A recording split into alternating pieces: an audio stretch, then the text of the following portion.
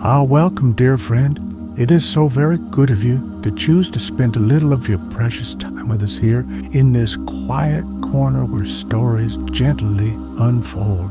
We are truly thankful you have joined us for what is a tale without a listening heart to receive its gentle murmurings. The path we shall wander together in this story is one paved with soft footfalls and gentle wonders, designed, if we are very fortunate, to help the quiet of the night settle around you more easily, inviting peaceful dreams to come and visit. And so, before you let your device rest beside you, if this shared journey brings a gentle comfort to your spirit, we would be ever so grateful if you would like this story and subscribe to our channel for more peaceful tales to accompany your restful moments. Now, let us begin, shall we? Chapter 1, The Unseen Path to Quiet. It began as such gentle discoveries often do, not with a clear sign or a spoken invitation, but with a subtle, almost imperceptible tug at the senses, a feeling as light as a cobweb brushed against the cheek in the half-dark. Rowan had been walking for a time that felt unmeasured, the path beneath their soft-soled boots familiar in its gentle undulations, yet leading nowhere in particular, or perhaps more accurately, leading towards a quiet that was yet to be found. The air of the common ways, though not unkind, carried the faint myriad sense of hurried lives and distant concerns, a tapestry woven with threads Rowan no longer wished to hold.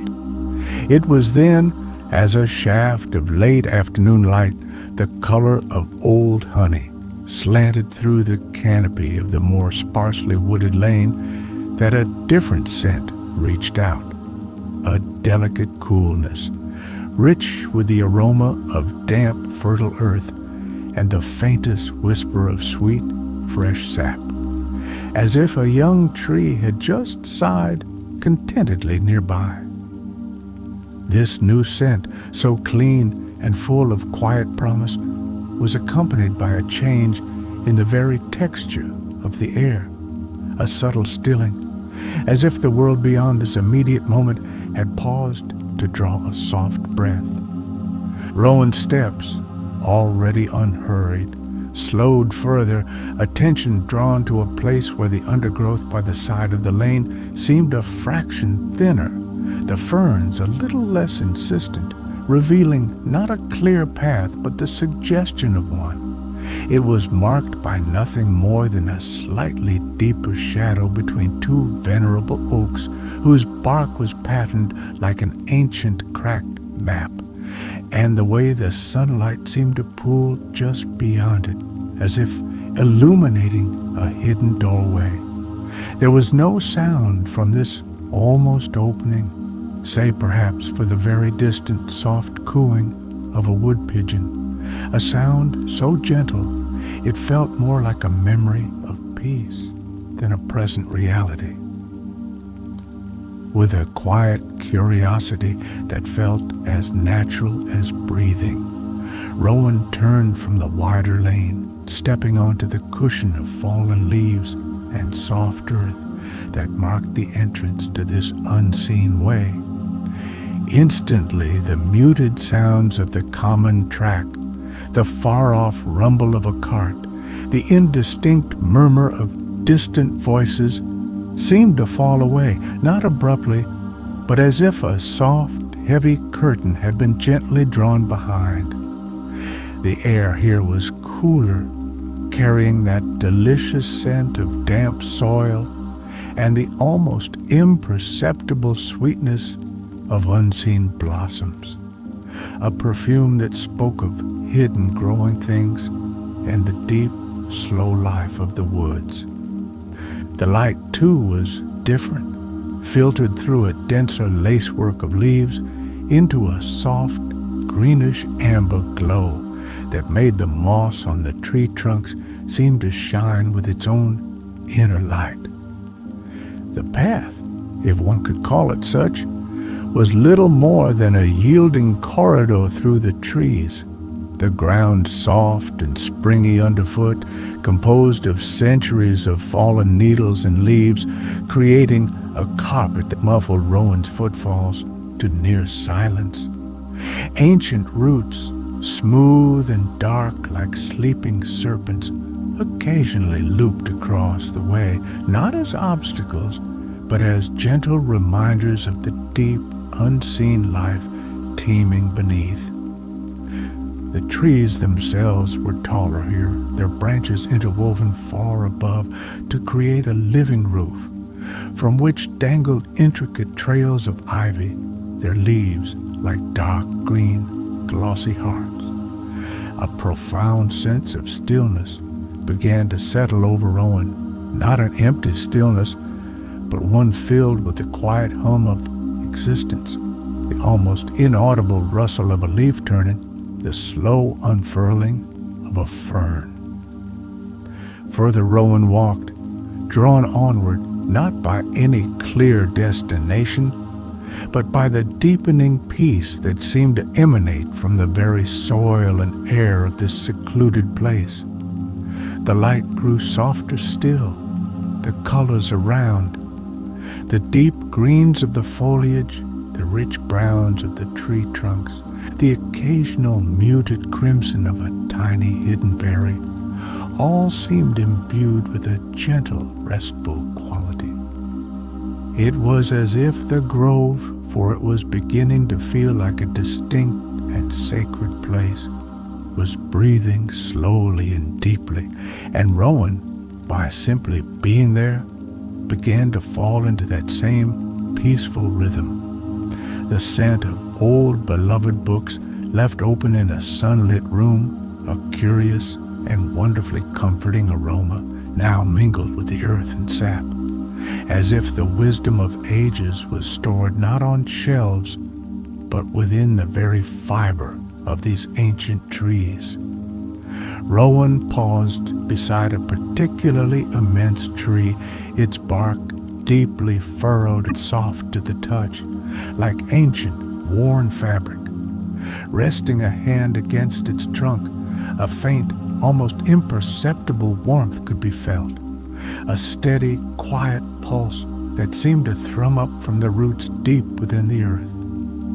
It was a feeling of immense age, of steadfastness, of a life lived slowly and profoundly. The air here felt different again, heavier, yet not oppressive. Rather, it felt like a gentle weight, a comforting presence that encouraged the shoulders to soften, the breath to deepen. The only sounds were the hushed whisper of leaves far overhead, like the softest sea on a distant shore, and the occasional, almost silent fall of a single leaf, spiraling gently down to join its brethren on the forest floor. It was a world away from the one left behind only a short while ago, a sanctuary woven from light and shadow, scent and silence. There was a sense of having stepped across an unseen threshold, not just into a different part of the woods, but into a different state of being, a place where the usual clamor of the mind could gently subside, making space for a simpler, more profound awareness.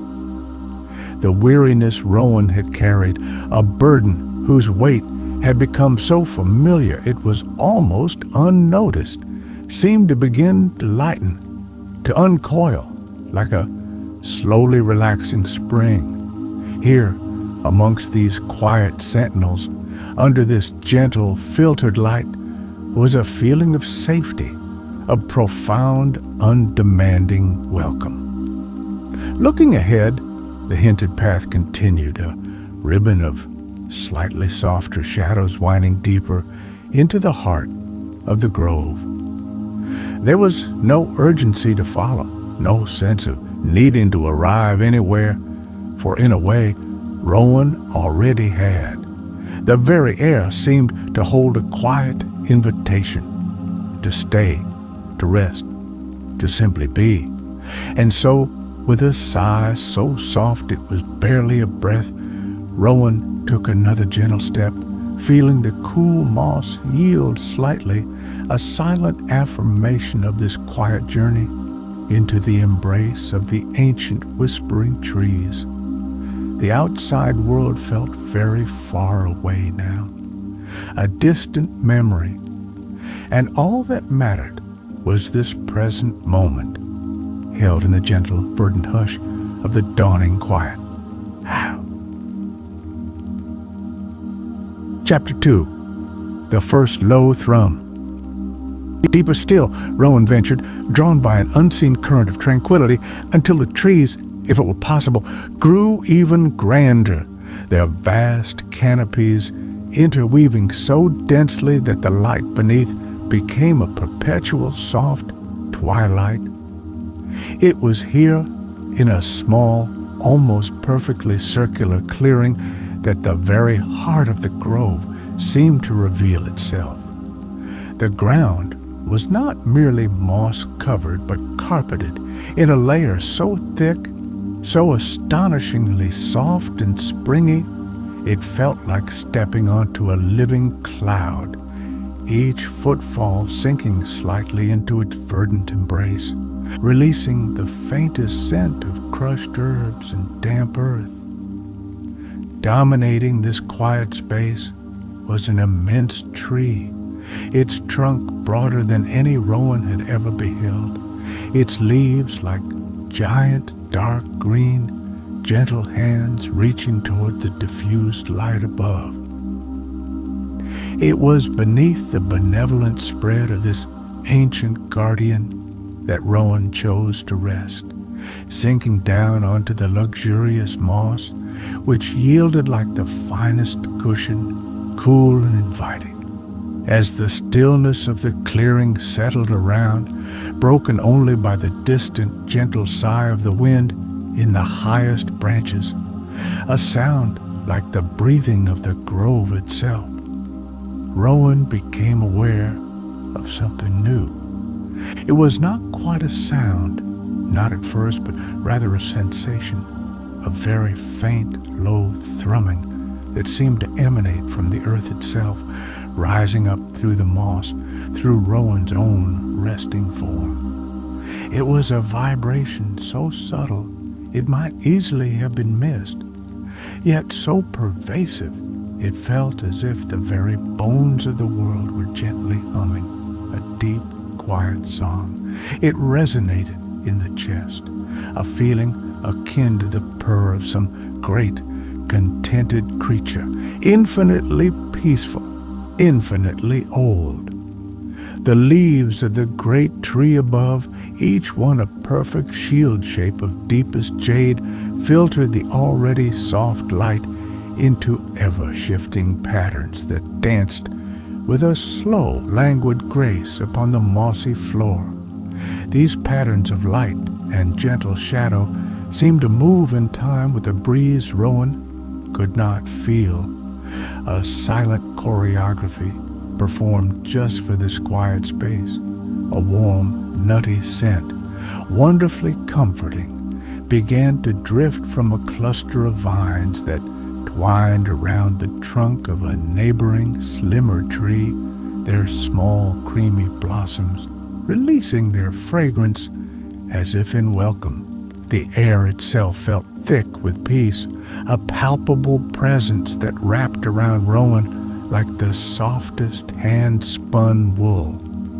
It was in this state of gentle immersion that Rowan first saw Pip, not an arrival, for there had been no sound of approach, but more a quiet appearing, as if Pip had simply coalesced from the shadows and the soft light at the edge of the clearing.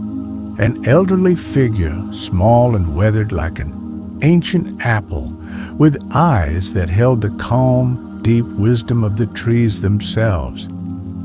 Pip's movements were slow and deliberate, each gesture economical and full of a quiet grace, clad in simple garments the color of dried leaves and soft bark. A gentle smile like a winter sunbeam touched Pip's lips as their eyes met Rowan's. A smile that asked for nothing but offered a profound, unspoken welcome. Pip carried a small woven tray upon which sat 2 simple earthenware cups and a steaming clay pot, from which curled a wisp of fragrant steam. Without a word, but with that same gentle smile, Pip settled nearby on the moss, moving with an ease that belied their age, and poured a warm, amber-colored liquid into one of the cups, offering it to Rowan. The infusion, for such it seemed to be, radiated a gentle warmth that was felt even before the cup was taken, and its scent was a delightful blend of sun-dried berries, a hint of mild spice like cinnamon, and the comforting aroma of quiet, sun-drenched afternoons spent in a peaceful garden. Rowan accepted the cup, hands cupping its smooth, earthy warmth, and took a small, tentative sip. The taste was as gentle and comforting as its aroma, subtly sweet, with a lingering warmth that spread through the chest, soothing and settling. Pip watched with quiet contentment, taking a small sip from their own cup, the silence between them not empty, but companionable, filled with the low hum of the earth and the soft rustle of the leaves above. The great tree seemed to lean in slightly, as if listening, its ancient presence a comforting weight in the clearing. The earth thrum, Rowan noticed, seemed a little more pronounced now, or perhaps it was simply that Rowan was becoming more attuned to its gentle rhythm, a deep, slow pulse that felt like the heartbeat of the grove. As they sipped their warm drinks, Pip began to speak, their voices soft as moss, as gentle as the falling of a single leaf. There were no questions about Rowan's journey, no probing into the world left behind, only quiet observations about the grove itself. The way the light touched a particular fern, the expected arrival of a certain night-blooming flower, whose scent was said to encourage peaceful dreams, the subtle shift in the earth hum with the changing of the light. It was conversation that flowed like a slow stream, meandering gently, each word chosen with care, adding to the tapestry of peace that enveloped the clearing. Rowan listened, feeling the gentle vibrations from the earth, the warmth of the infusion spreading through tired limbs, the soft cadence of Pip's voice washing over like a calm tide. A hand-woven blanket, soft as thistledown and the color of heather, was gently draped over Rowan's shoulders by Pip, its weight negligible, but its comfort immense. The simple act of kindness, so freely given, resonated deeply. Here, in this hidden clearing, beneath the ancient tree with this gentle soul, the weariness that had clung for so long began to loosen its grip, replaced by a profound sense of being held, of being safe, of being quietly, deeply welcomed into the hum of this peaceful place. Chapter 3. The Language of Leaves and Light. The days, or perhaps they were merely passages of light and gentle shadow, flowed one into the next with an unhurried grace, each indistinguishable from the last in its profound tranquility, yet each offering subtle, new wonders to the quiet observer. Rowan found a gentle rhythm in simply being within the clearing often spending long, peaceful hours lying on the springy moss, eyes tracing the intricate patterns of the canopy far above. The great tree, which Pip sometimes called the heartwood elder, seemed to be the very source of the clearing stillness, its immense presence a constant reassuring anchor.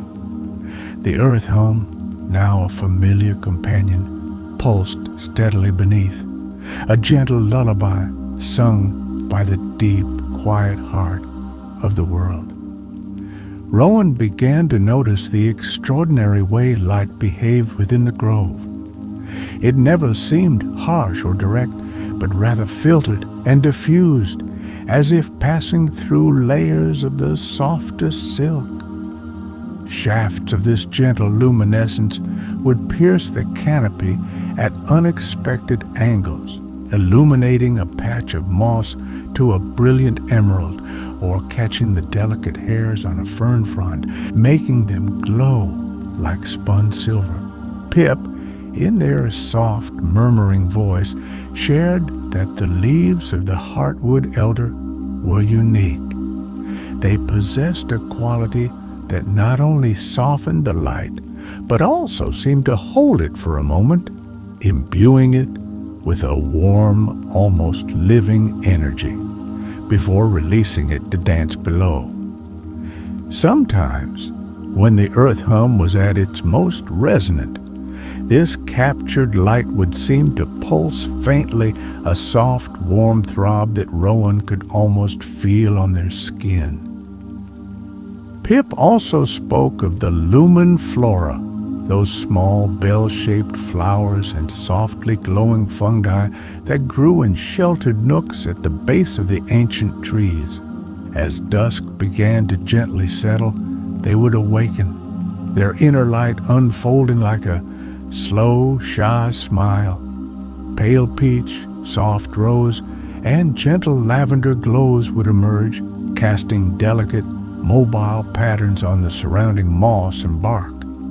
Their light was not bright enough to dispel the deepening shadows entirely, but rather to soften them, to make the transition from day to night a seamless, beautiful unfolding.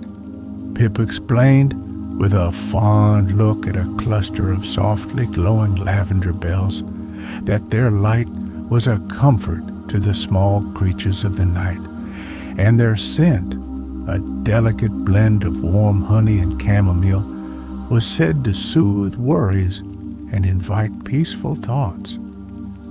Rowan found that simply observing these gentle phenomena brought a profound sense of calm. The intricate dance of light and shadow, the slow blooming of the lumen flora, the constant gentle thrumming from the earth, these were the only events, and they were more than enough. One afternoon, as Rowan watched a single perfectly formed leaf detach from a high branch of the heartwood elder and begin its slow, spiraling descent, Pip quietly mentioned that the trees themselves responded to the earth hum. "When the deep song is strong," Pip whispered, their voice like the rustle of dry leaves, "the elder's leaves release a fragrance, a sigh of contentment.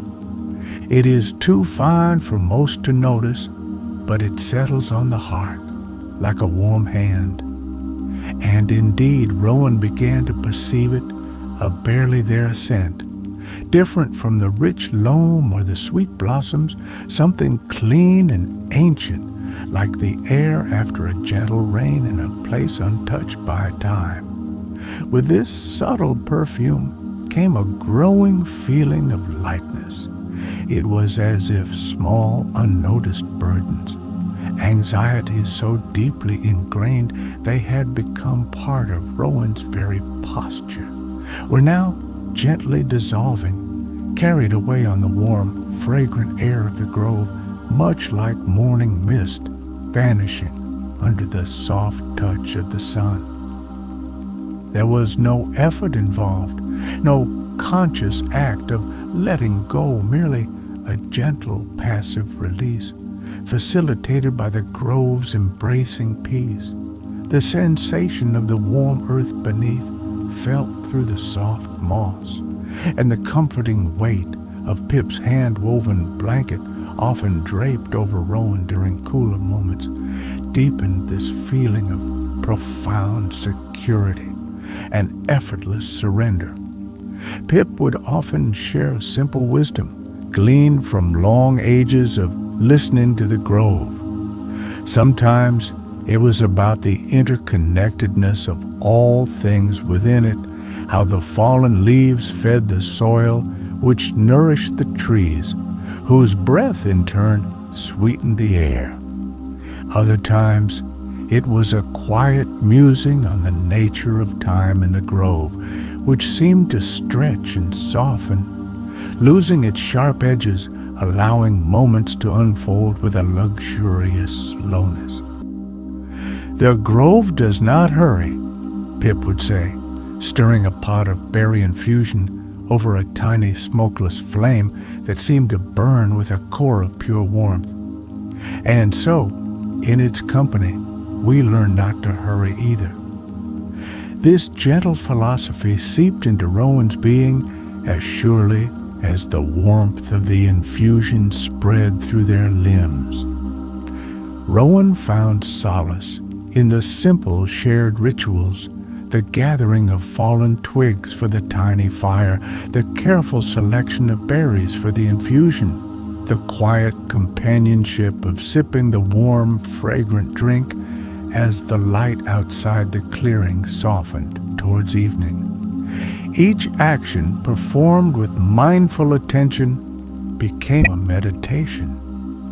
The sounds of the grove, once a collection of individual whispers and rustles, began to blend into a single harmonious symphony of peace, the constant low thrum of the earth, the gentle sigh of leaves, the occasional soft plink of dew falling onto a smooth stone, the distant soothing call of a bird unseen.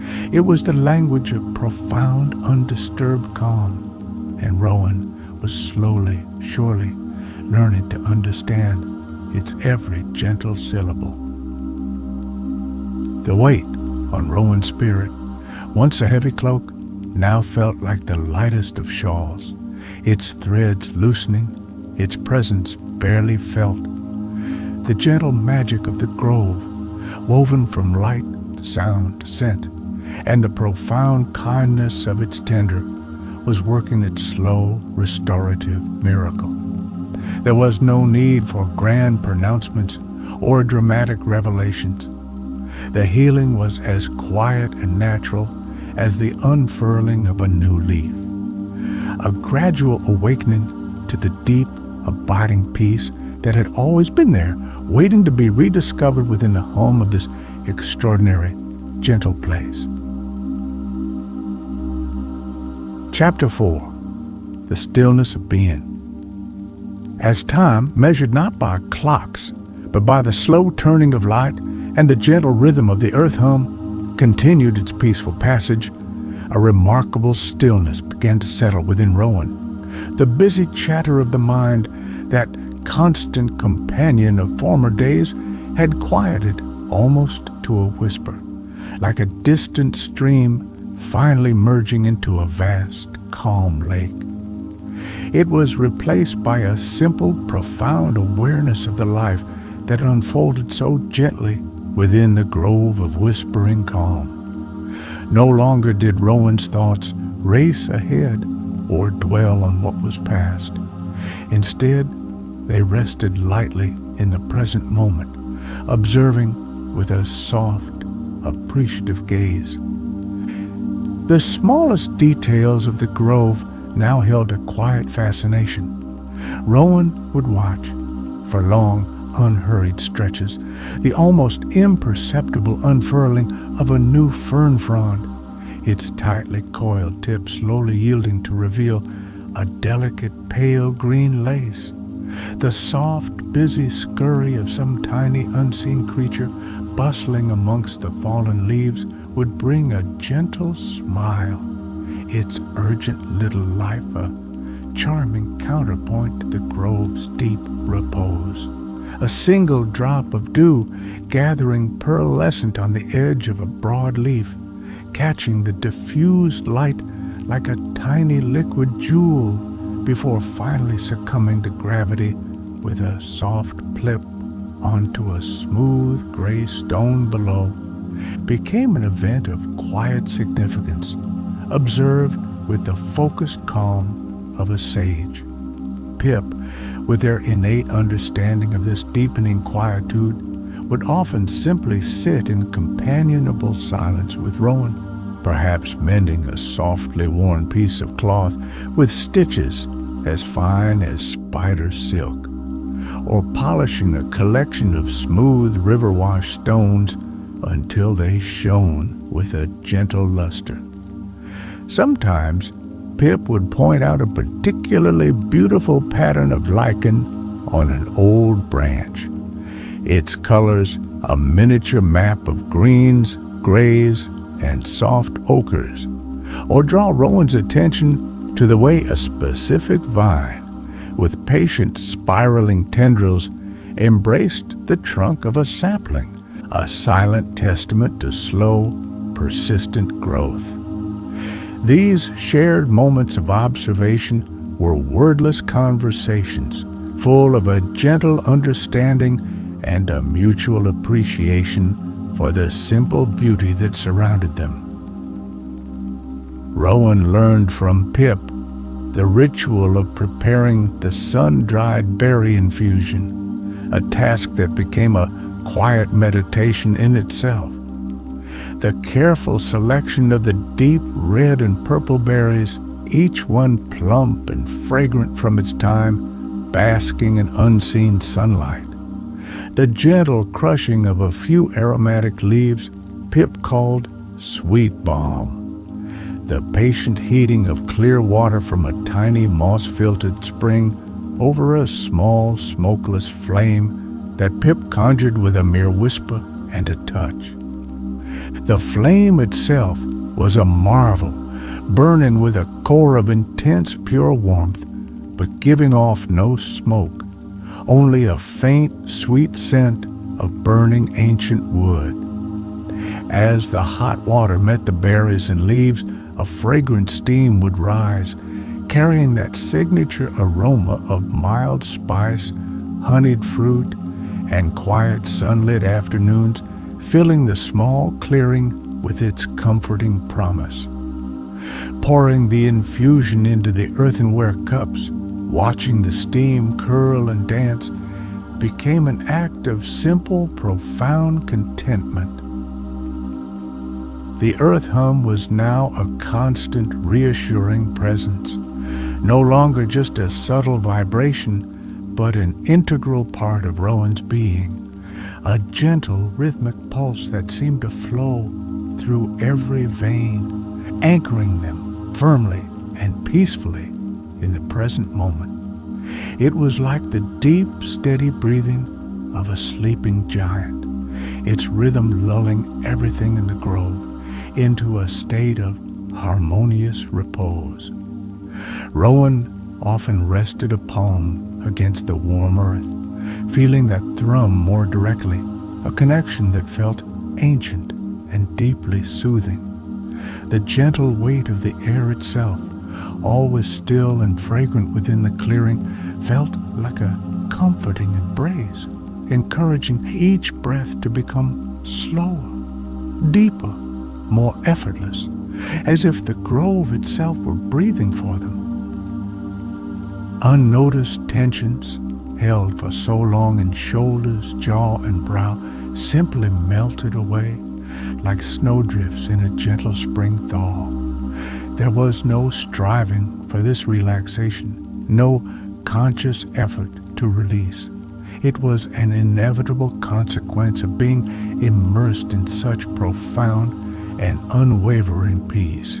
The very atmosphere of the grove seemed to coax the body into a state of complete ease. Rowan would sometimes observe their own hands, resting limply in their lap, and marvel at their stillness, the absence of any fidgeting impulse, the complete surrender to the quiet. Even thoughts, when they arose, were soft-edged and fleeting, like clouds drifting across a summer sky, observed with detached curiosity rather than engagement. One evening, as the lumen flora began their soft, gentle glow, casting ethereal patterns upon the moss, Pip shared a very old, simple song, more a hummed melody than words. The tune was deeply soothing, its notes rising and falling like the gentle swell of a calm sea, and it seemed to harmonize perfectly with the earth hum. Rowan listened, feeling the melody wash over, cleansing and calming, until it felt as if the song were being hummed not by Pip, but by the grove itself, by every leaf, every stone, every mote of luminous dust in the twilight air. It was a song of pure being, of quiet acceptance, and it resonated deep within Rowan's newly stilled heart. The grove of whispering calm had become more than a sanctuary. It had become a teacher, its lessons imparted not through words, but through the gentle language of sensation, of light, of subtle vibration, and the profound kindness of its guardian. Here in the stillness, Rowan was rediscovering a part of themselves that had long been obscured, a core of quietude that had always existed, waiting patiently beneath the surface of a life lived too much in the shallows. The journey inward was as gentle and natural as the unfurling of a fern, a slow, peaceful awakening to the simple, profound joy of just being. Chapter 5. A quiet heart to carry forth. The unhurried passage of days, each dawning with a soft diffusion of light through the ancient canopy, and each ending with the gentle awakening of the lumen flora, had woven a deep and abiding calm into the very fabric of Rowan's being.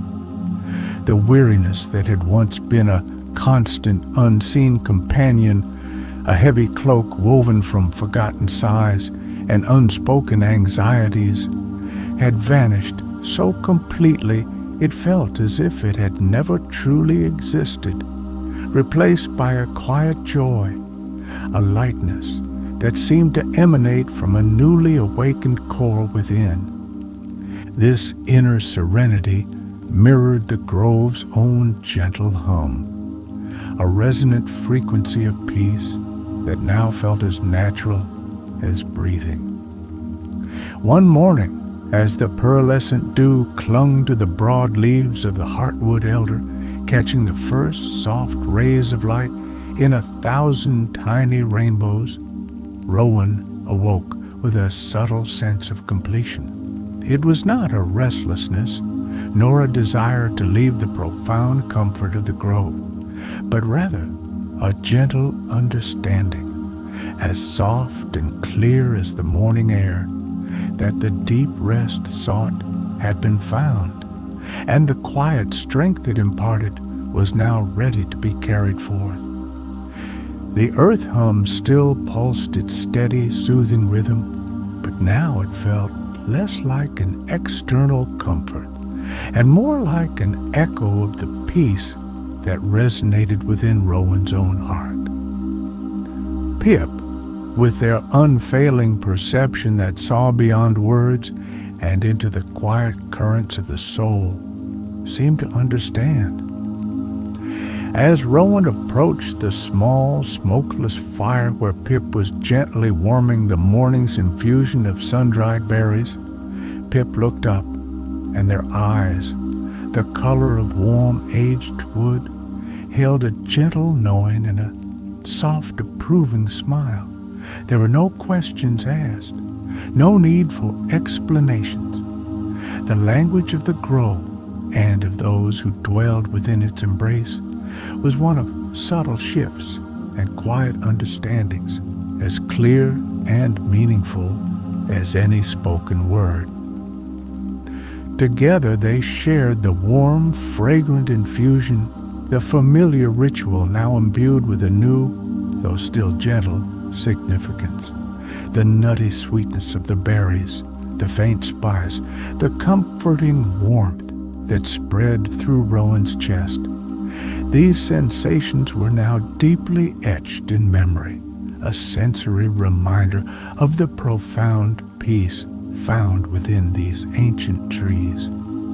The silence between them was, as always, companionable, filled with the soft sounds of the grove awakening, the distant call of a wood dove, the rustle of a leaf skittering across the moss, the almost inaudible sigh of the heartwood elder as it greeted the new day. When the last drop of the infusion had been savored, Pip reached into a small, intricately woven pouch that always hung at their side and drew out a single smooth seed.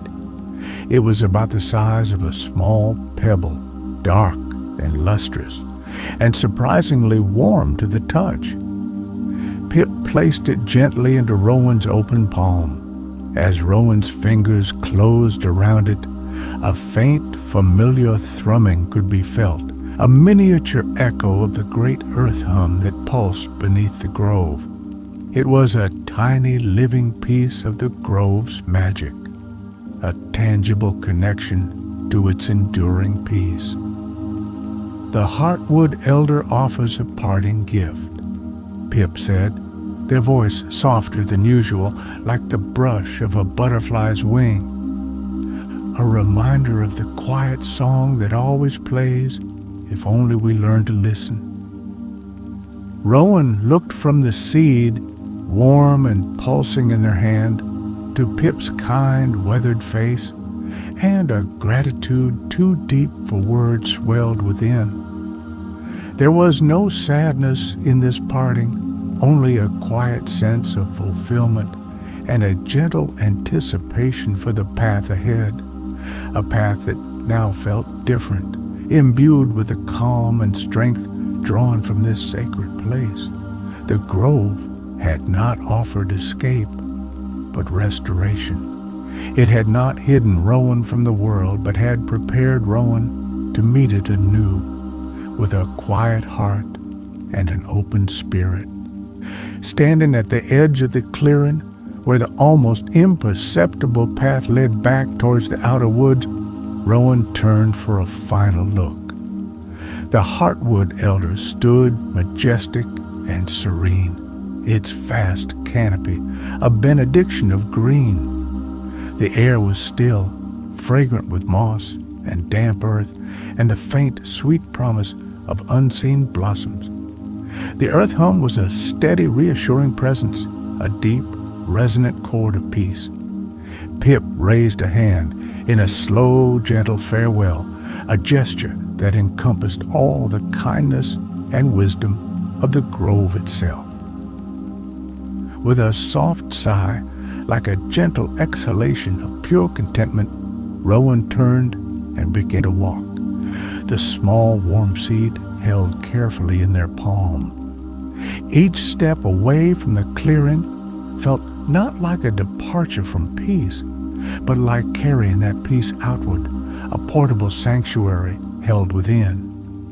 The grove's tranquility, its soft light, its warm earth, its gentle vibrations, were no longer just a memory, but an integral part of Rowan, a quiet hum that would resonate long after the ancient trees had faded from sight, a lasting gift from the grove of whispering calm.